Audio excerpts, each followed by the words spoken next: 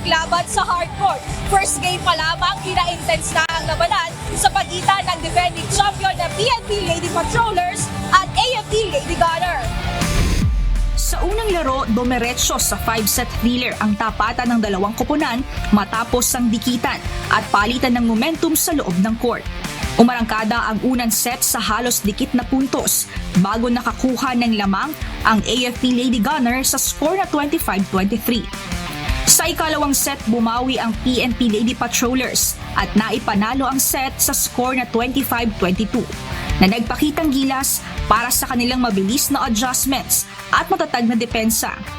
Nagpatuloy ang tensyon sa ikatlong set kung saan muling nakalamang ang PNP sa score na 25-21 habang pilit namang humahabol ang AFP.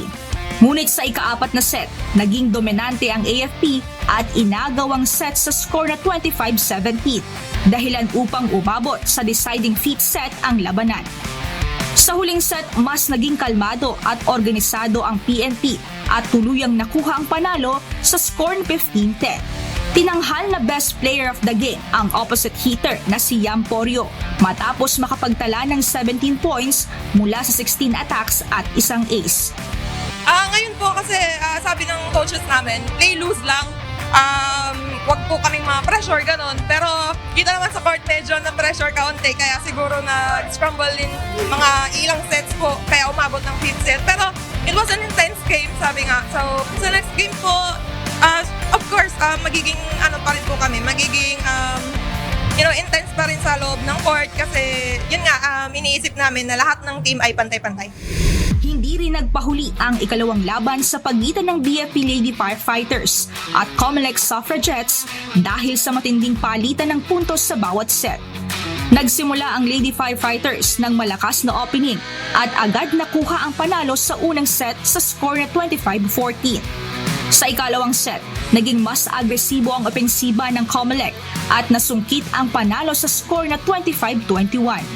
Sa ikatlo at ikaapat na set, naging intense ang palitan ng lamang sa puntos ng dalawang koponan bago tuluyang naging dominante ang Lady Firefighters sa dalawang magkasunod na set sa score na 25-21 at 25-20. So lumabas yung ni-review namin sa nilaro ng Comelec last year. So hindi madali kasi nakaisang set sila sa amin tapos dumikit pa. Okay, so nag-stick lang kami sa pattern namin tapos may mga sinugal kaming tao para makompleto yung fourth set. So risky yung fourth set. Medyo naging shaky pa rin, so kailangan namin i-improve pa. Kasi may mga lumulusot pa rin na bola, so hindi pa kami satisfied sa... Kailangan pa namin maging eager sa ginagawa po. Kasabay nito, tinanghal na best player of the game si Gang Abellana na may 26 points mula sa 22 attacks, 2 blocks at 2 aces.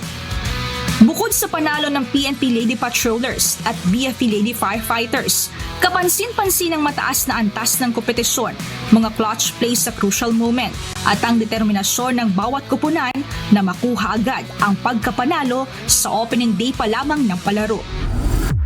Sa pagbabalik aksyon ng liga, asahan ng mas matitinding bakbakan ng 10 koponan, hindi lamang para sa tagumpay ng bawat team, kundi para rin sa advokasya ng pagtulong sa kapwa.